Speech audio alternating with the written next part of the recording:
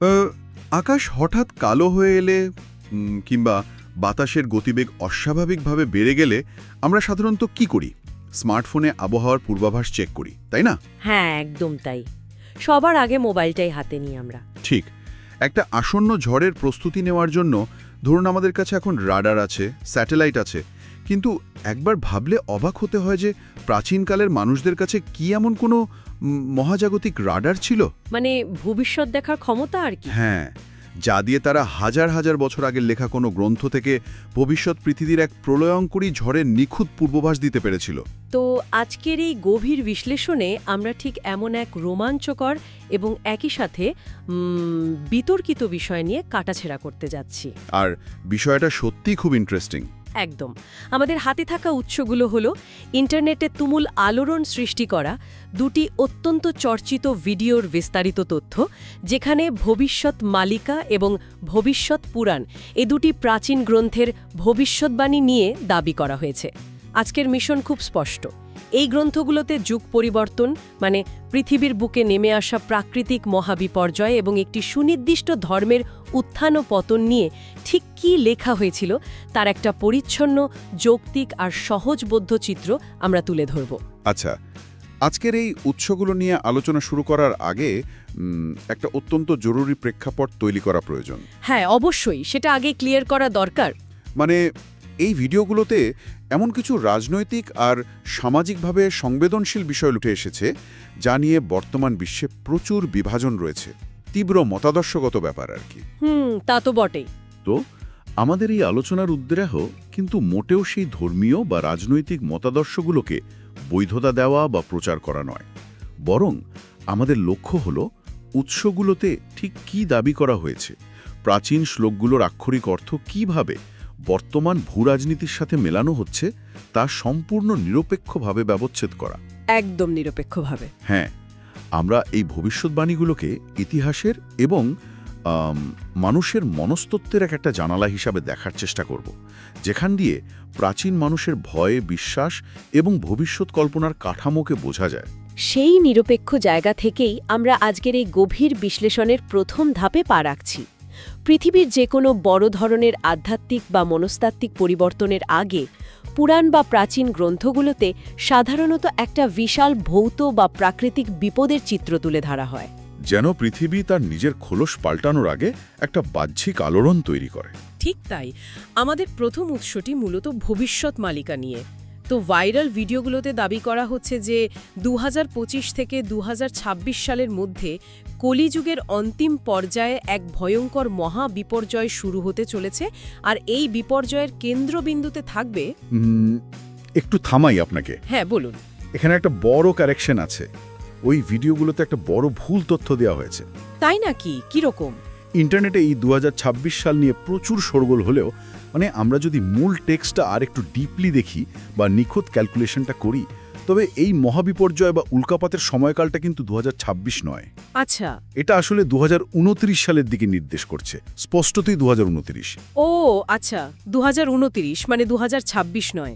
একদমই না, এটা 2029 হবে। আচ্ছা, এটা একটা বিশাল পয়েন্ট। তো উৎস অনুযায়ী ভারতের চলমান কোনো এক সংঘাতের মাঝে দিনের বেলায় একটি বিশাল উল্কাপিণ্ড সরাসরি ভারত মহাসাগরের বঙ্গোপসাগরে আঘাত হানবে 2029 সালের দিকে। হ্যাঁ, ঠিক ওই সময়টাতেই। এর ফলে যে প্রলয়ঙ্কারী সুনামি সৃষ্টি হবে তা নাকি ভারতের উড়িষ্যা রাজ্যের অন্তত 6টি জেলাকে পুরোপুরি জলের তলায় তলিয়ে দেবে। এখন এই বিবরণটা শুনলে মনে হয় যেন হলিউডের কোনো নিখুঁত ডিজাস্টার মুভির স্ক্রিপ্ট। ওই ডাইনোসরদের বিলুপ্তির মতো আর কি। একদম। কিন্তু আমার একটা খটকা লাগছে। মহাজাগতিক ঘটনা তো একটা গ্লোবাল বা বৈশ্বিক ব্যাপার। সেখানে ঠিক 2029 সালের দিকেই কেন এই নির্দিষ্ট ভৌগোলিক বিপর্যয়ের কথা বলা হচ্ছে, আর কেনই বা শুধু ওড়িশা? এর সাথে কি সত্যি কলিযুগের অবসানের সরাসরি কোনো সম্পর্ক আছে নাকি এটি স্থানীয় কোনো প্রাচীন প্রাকৃতিক দুর্যোগের স্মৃতি যাকে ভবিষ্যৎবাণী হিসেবে চালিয়ে দেওয়া হচ্ছে? ঠিক এটাই আমার প্রশ্ন। এই নির্দিষ্ট ভৌগোলিক অবস্থানের বিষয়টা আসলে প্রাচীন গ্রন্থগুলোর রচনার পেছনের সমাজতাত্ত্বিক দিকটি তুলে ধরে। ভবিষ্যমালিকা মূলত ওড়িশার 5 জন মহান সাধক যাদের পঞ্চসখা বলা হয় তাদের লেখা। আচ্ছা, পঞ্চসখা। হ্যাঁ, তো স্বভাবতই যে কোনো প্রাচীন স্রষ্টা যখন মহাপ্রলয়ের কল্পনা করেন তখন তার কেন্দ্রবিন্দুতে থাকে তার নিজের চেনা পৃথিবী, তার নিজস্ব ভূগোল। উড়িষ্যার জগন্নাথ ধাম এবং তার আশেপাশের অঞ্চল ছিল তাদের কাছে ব্রহ্মাণ্ডের কেন্দ্র। মানে তাদের পুরো জগৎটাই ছিল এই এলাকাটা জুড়ে। একদম, তাই প্রলয়ের চিত্রায়নে বঙ্গোপসাগর এবং উড়িষ্যার উপকূলের কথা আসাটা অত্যন্ত যৌক্তিক। তবে এর চেয়েও গভীর একটা ব্যাপার এখানে আছে। সেটা কি? মালিকার দৃষ্টিভঙ্গিতে এই উল্কাপাত কোনো সাধারণ মহাজাগতিক দুর্ঘটনা নয়, একে একটা মহাজাগতিক অ্যালার্ম বেল হিসেবে বর্ণনা করা হয়েছে। Alarm bell? একটু বুঝিয়ে বলবেন। ধরুন, প্রাচীন ভারতীয় দর্শনে মনে করা হতো পৃথিবী কোনো জড়বস্তু নয়, এটি একটি জীবন্ত সত্তা। যখন পৃথিবীর বুকে অধর্ম, নৈতিক স্খলন বা পাপের ভার চরম সীমায় পৌঁছায়, তখন পৃথিবী তার ভারসাম্য রক্ষার জন্যই প্রকৃতিকে হাতিয়ার হিসেবে ব্যবহার করে। ও, মানে একটা ক্লিনজিং প্রসেস। ঠিক ধরেছেন। ভিডিওটির দাবি অনুযায়ী এই জলোচ্ছ্বাস হল সেই নৈতিক ভারমুক্তির একটা ভৌত প্রক্রিয়া। এটি সেই বিন্দু যেখান থেকে মানব সভ্যতা তার পুরনো কলুষিত খোলস ছেড়ে নতুন এক যুগে প্রবেশের জন্য একটা ধ্বংসাত্মক পরিশুদ্ধির মধ্য দিয়ে যাবে। তার মানে ভৌত জগতের এই ধ্বংসলীলা আসলে একটা বৃহত্তর মনস্তাত্ত্বিক পরিবর্তনের মঞ্চ মাত্র। উল্কাপাত বা সুনামি এখানে নিছক দুর্যোগ নয়, বরং সমাজের ভেতরের পচনের একটা বাহ্যিক প্রকাশ। একদমই তাই। এই বিষয়টা যদি আমরা মেনে নিই, তাহলে খুব সহজেই আমরা ভৌত বিপর্যয় থেকে মানব সমাজের বিশ্বাস ও ধর্মের জগতে প্রবেশ করতে পারি, যা আমাদের দ্বিতীয় উৎসের মূল আলোচ্য বিষয়। এবং সত্যি বলতে ইন্টারনেটে সবচেয়ে বেশি ঝড় তুলেছে এই অংশটি। এটা খুবই কন্ট্রোভার্সিয়াল একটা পার্ট। হ্যাঁ, এই উৎসটি ভবিষ্যৎ পুরাণের খণ্ড 3 অধ্যায় 3-এর একটি সুনির্দিষ্ট শ্লোক নিয়ে কথা বলছে। ভিডিওটিতে দাবি করা হয়েছে যে হাজার হাজার বছর আগে রচিত এই গ্রন্থে মোহাম্মদ নামের একজন ব্যক্তির কথা বলা হয়েছে, যিনি মরুভূমিতে মানে মক্কা মদিনা অঞ্চলে জন্মগ্রহণ করবেন। হ্যাঁ, শ্লোকের বর্ণনা অনুযায়ী। শুধু নাম নয়, শ্লোকে নাকি অনুসারীদের আচার আচরণের একেবারে পুঙ্খানুপুঙ্খ বর্ণনা দেওয়া হয়েছে। বলা হয়েছে তাদের মাথায় টিকি থাকবে না, গোঁফ থাকবে না, তারা সুন্নত প্রথা পালন করবে, মূর্তি পূজার ঘোর বিরোধিতা করবে এবং গোবধ করবে। ঠিক। আরও বলা হয়েছে যে এই ধর্মটি মূলত তলোয়ার এবং রক্তপাতের মাধ্যমে প্রসার লাভ করবে, যে কারণে ওই শ্লোকে একে পৈশাচ ধর্ম হিসেবে আখ্যায়িত করা হয়েছে। হ্যাঁ, ভিডিওগুলোতে এই ট্রামটার উপর খুব জোর দেওয়া হয়েছে। কিন্তু দারুণ, এখানে একটু গভীরভাবে চিন্তা করা দরকার। হাজার হাজার বছর আগের একটি সংস্কৃত শ্লোকে আরবের মরুভূমির কথা, গোঁফ না রাখা বা সুন্নত করার মতো এত সুনির্দিষ্ট প্রথার উল্লেখ কিভাবে থাকতে পারে? একটা যৌক্তিক সন্দেহ। মানে এটা কি সত্যি ভবিষ্যতের নিখুঁত কোনো দিব্যদর্শন, নাকি ইতিহাস ঘটে যাওয়ার পর পরবর্তীতে কেউ এই শ্লোকগুলো অত্যন্ত সুকৌশলে এই প্রাচীন গ্রন্থে যোগ করে দিয়েছে? এই প্রশ্নটা অত্যন্ত যৌক্তিক এবং ঐতিহাসিক গবেষণার একেবারে কেন্দ্রবিন্দুতে থাকে। স্কলারদের পরিভাষা একে বলা হয় ইন্টারপোলেশন বা প্রক্ষিপ্ত অংশ। ইন্টারপোলেশন? হ্যাঁ, পুরাণগুলো কিন্তু কোনো একটি নির্দিষ্ট সময়ে একজন লেখকের দ্বারা লেখা সিল করা বই ছিল না। এগুলো ছিল অনেকটা ওপেন সোর্স ডকুমেন্টের মতো। ও আচ্ছা, মানে যে কেউ এডিট করতে পারত। মানে শতাব্দীর পর শতাব্দী ধরে এগুলো পরিমার্জিত হয়েছে, নতুন বিষয় যোগ হয়েছে। এখন একটু পেছনের মেকানিজমটা বোঝার চেষ্টা করা যাক। হ্যাঁ, বলুন।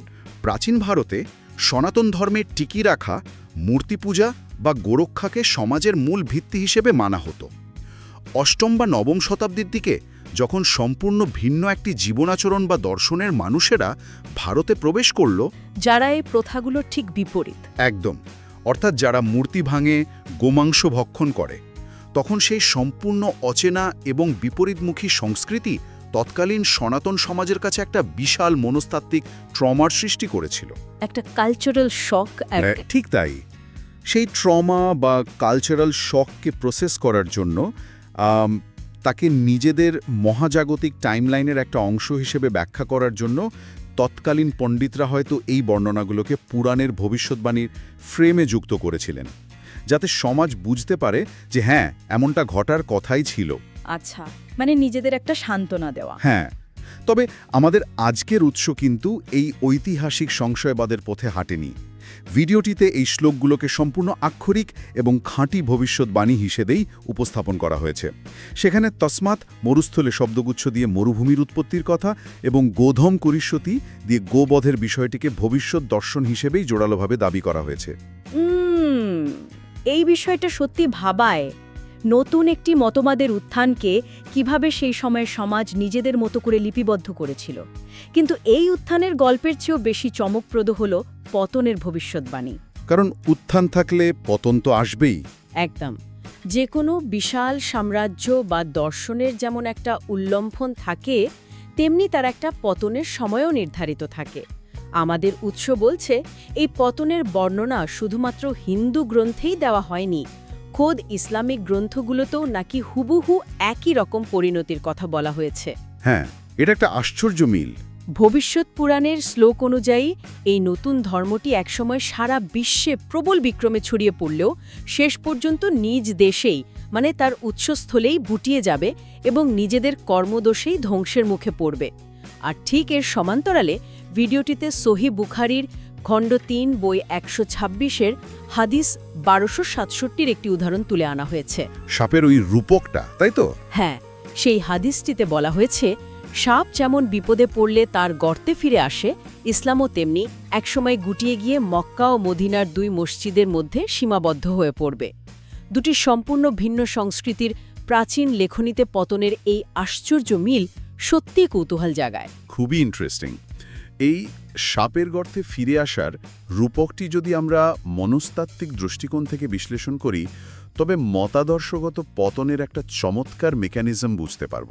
সেটা কিভাবে কাজ করে? যে কোনো ধর্ম বা মতবাদ যখন শুরুতে ছড়ায়, তখন তার পেছনে থাকে একটা আধ্যাত্মিক শক্তি, একটা স্পিরিট। মানুষ স্বতঃস্ফূর্তভাবে তা গ্রহণ করে। কিন্তু যখন সেই মতাদর্শ তার আধ্যাত্মিক উদ্দেশ্য হারিয়ে ফেলে এবং টিকে থাকার জন্য কেবল জবরদস্তি, ভয় বা রাজনৈতিক ক্ষমতার উপর নির্ভরশীল হয়ে পড়ে, তখন তার ভিত নড়বড়ে হতে শুরু করে। একদম। সাপগর্তে ফিরে যায় কখন? যখন সে বাইরে নিজের আধিপত্য বজায় রাখতে পারে না, যখন সে চারপাশ থেকে বিপন্ন বোধ করে। এই হাদিসটি এবং পুরাণের ভবিষ্যৎবাণী মূলত এই আত্মরক্ষামূলক গুটিয়ে যাওয়ার প্রক্রিয়ার কথাই বলছে। বুঝতে পারছি। যখন একটি মতবাদ বিস্তৃতি লাভ করার বদলে নিজেদের অস্তিত্ব রক্ষার লড়াইয়ে ব্যস্ত হয়ে পড়ে, তখন তাকে বাধ্য হয়ে নিজের জন্মস্থানেই ফিরে যেতে হয়। আর ঠিক এই জায়গাটাতেই ভিডিওটি প্রাচীন শ্লোকগুলোকে আজকের খবরের কাগজের হেডলাইনের সাথে মিলিয়ে দিয়েছে। বর্তমান বিশ্বের ভূরাজনীতিকে এই পতনের বাস্তব প্রমাণ হিসেবে তুলে ধরা হয়েছে। হ্যাঁ, বেশ কিছু কারেন্ট ইভেন্টের কথা বলা হয়েছে ওখানে। উদাহরণ হিসেবে আফগানিস্তানে তালেবানের ক্রূরতা, সিরিয়া ও ইরাকে আইএসআইএসের চরম রক্তপাতের কথা বলা হয়েছে। পাশাপাশি পাকিস্তানের বর্তমান অর্থনৈতিক ও ধর্মীয় দুর্দশা এবং ইরানের নারীদের হিজাব বিরোধী অভূতপূর্ব আন্দোলনের কথা উল্লেখ করা হয়েছে। এমনকি পশ্চিমা বিশ্বে মাথাচাড়া দিয়ে ওঠা এক্স মুসলিম মুভমেন্ট বা ধর্মত্যাগী তরুণদের কথাও অত্যন্ত গুরুত্বের সাথে বলা হয়েছে, যারা এখন প্রকাশ্যে কোরআন ও হাদিসের সমালোচনা করছে, যা ধর্মের অভ্যন্তরীণ পতনের লক্ষণ হিসেবে দেখানো হয়েছে। একদম।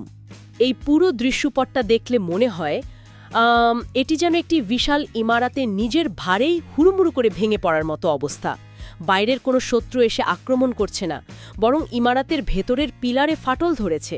চমৎকার একটা উপমা দিয়েছেন। একটি হিন্দু পুরাণ এবং অন্যটি ইসলামিক হাদিস, দুটি সম্পূর্ণ ভিন্ন দর্শন আজ বর্তমান ভূরাজনীতির একটি নির্দিষ্ট বিন্দুতে এসে মিলে যাচ্ছে। এই অভ্যন্তরীণ পতনের মেকানিজমটা আসলে কিভাবে কাজ করে?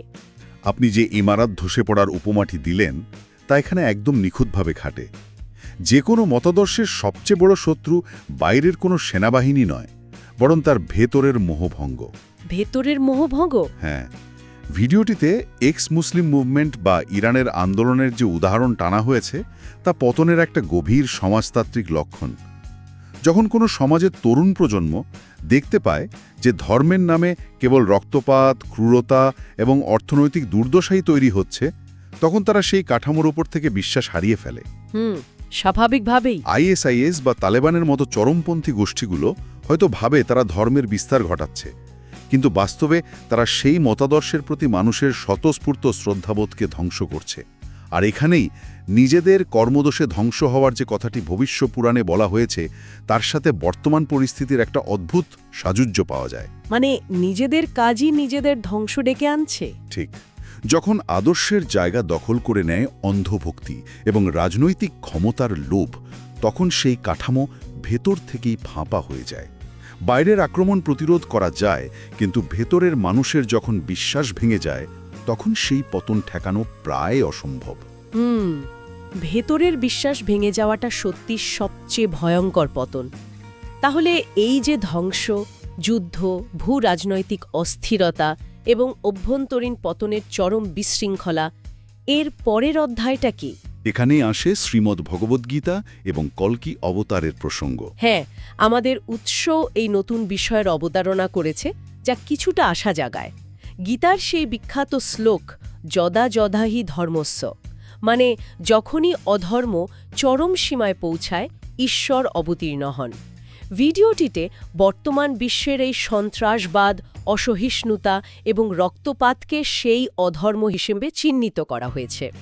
শ্রীমদ্ ভাগবত মহাপুরাণের সূত্র ধরে বলা হয়েছে যে কলিযুগের একেবারে অন্তিম লগ্নে ভগবান বিষ্ণু কল্কি রূপে অবতীর্ণ হয়ে এই অসত্য ধর্মের বিনাশ করবেন। এরপরই পৃথিবীতে শুরু হবে শ্বেত যুগ, যেখানে কেবল সত্যের জয় হবে। আমি এখানে আবার একটু ইন্টারাপ্ট করব। হ্যাঁ হ্যাঁ, বলুন। ওই 2029-এর মতো এখানেও কিন্তু ভাইরাল ভিডিওগুলোতে একটা মস্ত বড় ভুল তথ্য দেওয়া হয়েছে। তাই নাকি?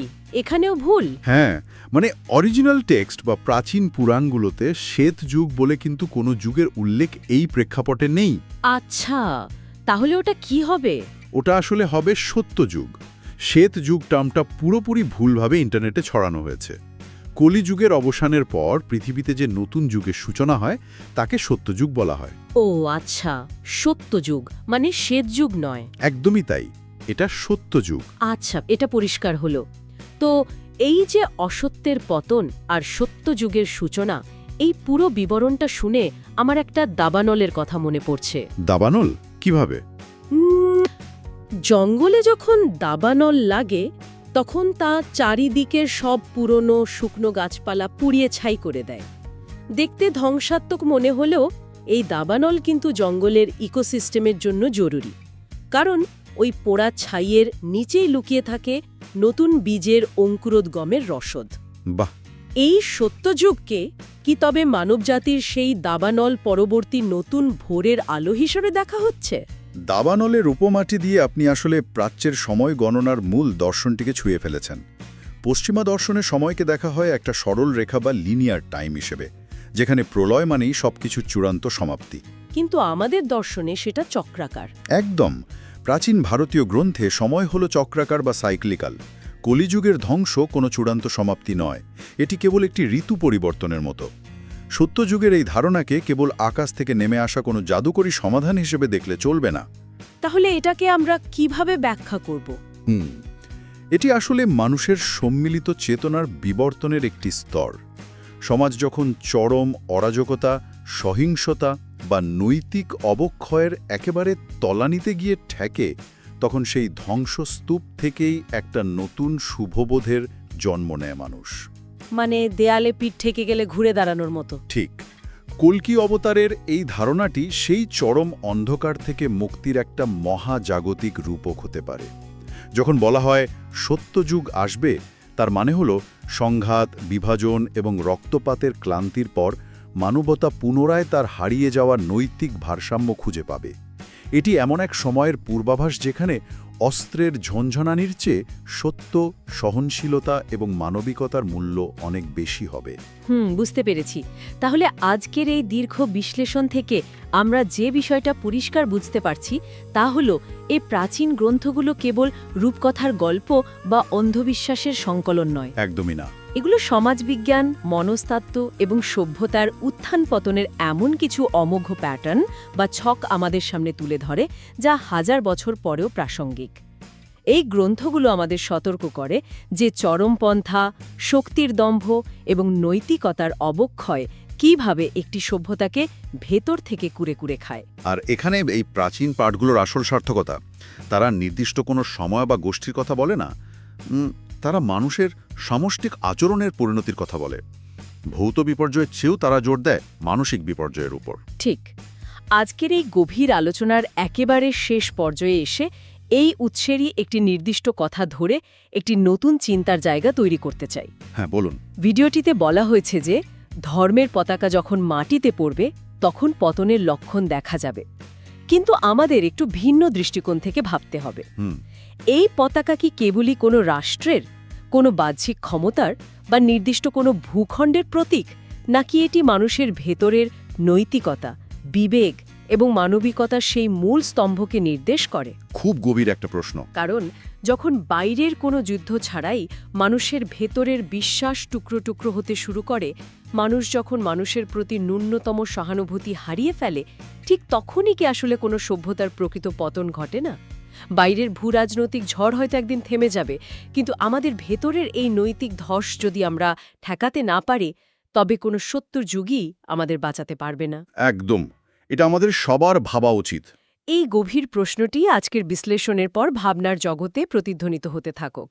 এতক্ষণ সাথে থাকার জন্য ধন্যবাদ। আমাদের এই গভীর বিশ্লেষণ এখানেই শেষ হচ্ছে।